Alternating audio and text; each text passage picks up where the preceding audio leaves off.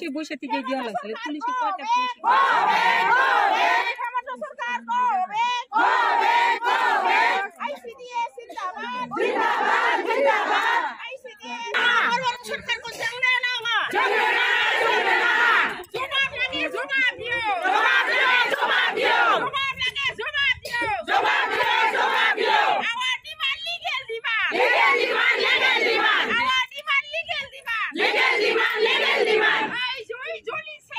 दिनै बायद'मोना मानि थाखाय धरना खालामफैदों?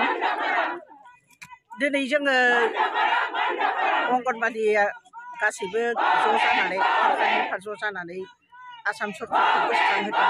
मानो होनोबा दिनैसिम जोंनि बे धरना खालामनाया दिनैसिम जाफुङाखै। जोंनो नांगौ बादि दिनै हाजिराखौ जोंनो होआखै। जे समाव जों हाजिराखौ दिनैसिम बिनानै बेसेबांबा गोबाव जाबोबाय थेवबो सरकारा जोंनि बिनायखौ गनायाखै। जेब्लासिम सरकारा जोंनि बिनायखौ गनाया अब्लासिम जोङो बे धरनाखौ थाथ'नाय गैयै जिरायनाय गैयै जोङो होबाय थागोन। दिनै क'क्राझार खालामगोन गासैबो सेन्टारानो दिनै गाव गाबागाव सेक्टर गाव गाबागाव प्रजेक्टआव दिनै धरना खालामदों, बैयाबो खालामदों आरो बेबायदिनो जोङो सामफ्रामबो खालामलांबाय थागोन। जोंनि बिनायखौ गनाया मानि जों सोलिबाय थागोन, जोंनि धरनाखौ जों नागारनाय नङा। जेब्लासिम बेसेबांसो मानसि जादों दिनै अनुमान? नै जोङो बुंनो थाङोबा मावजेननायनिफ्रायनो होनजासै जोंनि सिगांथ' खम समावनो मावबोदों बिथांमोनहा 25 थाखायावनो मावबोदों। 25 थाखानिफ्राय बिसोरो 50 थाखा मोनबाय, 50 थाखानिफ्राय जोङो 150 थाखानिफ्राय जों मावदों।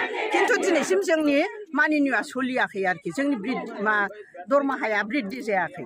दिनै लाजिनांगौसो सरकारफ्रा। दिनैनि बे जोंनि हाजिराया 6000 थाखाया मोनसे न'खर सोलिनो गथ' गथाय फोरोंनो जोंहा दिनै बेसेबां प्रब्लेम फैयो बेखौ बिसोर बुजिदों नामा?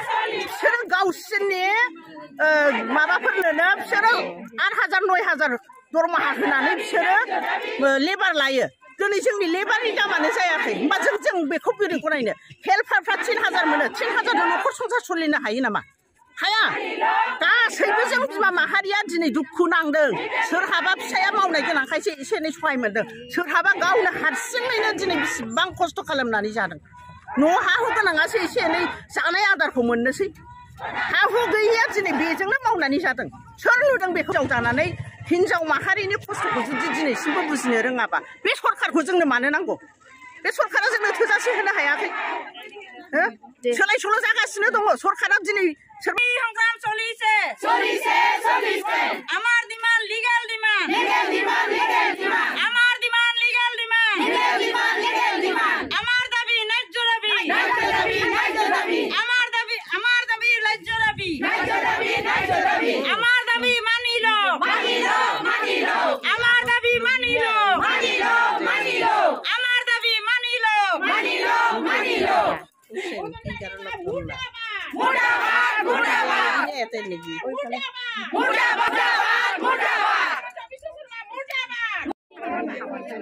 আপোনালোকে আজি কিহৰ কাৰণে ধৰ্ণা দিছে? আমি আজি আমাৰ অসম চৰকাৰৰ হেমন্ত বিশ্ব শৰ্মা, আমাৰ অজন্তা নেওগ বাইদেউ যিখিনি আমাক প্ৰতাৰণা কৰিলে তাৰ প্ৰতিবাদত আমি আজি ধৰ্ণা দি আছোঁ। আমাৰ মানে যিখিনি আমাৰ প্ৰাপ্য আছিল সেইখিনিতো আমাৰ উত্থাপন নহ'লে বাজেটত। গতিকে আমি যেতিয়ালৈকে আমাক নিদিব, কিবা একটা নেদালৈকে আমি আমাৰ ধৰ্ণা বা আমি আমাৰ আন্দোলন চলাই যাম। আমি এনেকুৱা চবেই আশা কৰি আছিল আমাৰ ছোৱালীখিনি বাজেটত কিবা দিব মানে টিভিৰ ওচৰত চবেই বহি আছিল আজি আমাক কিবা একটা দিব অজন্তা বাইদেৱে, কিন্তু একো নিদিলে। বাইদেউ ছোৱালীয়ে ইমান বোৱাৰী হৈও সি আমাৰ হেৰিখিনিৰ কথা একো বুজি নাপালে। অথচ সিয়ে বিত্তমন্ত্ৰী, সিয়ে মানে আমাৰ সমাজ কল্যাণ মন্ত্ৰী, সিয়ে আমাক একো মানে হেৰি নকৰিলে। কেনেকুৱা মন্ত্ৰী এইটো আমাৰ? এনেকুৱা হ'লে আমি যিমান দিনলৈকে হেৰি হ'ব সিমান দিনলৈকে আমি কাম নকৰিম। প্ৰশান্তিকাৰ কোনেও যাতে নুখোলে, প্ৰশান্তিকাৰৰ কোনেও কাম নকৰে, খাদ্য বস্তু দিয়ে আছে কোনেও যাতে নলয়, আমি যিমান দিনলৈকে আমাৰ কাম নহ'ব, কিবা একটা নিদিব, আমি সিমান দিনলৈকে আমি এই আমাৰ সংগ্ৰাম চলাই যাম। हम सब एक है, हम सब एक है।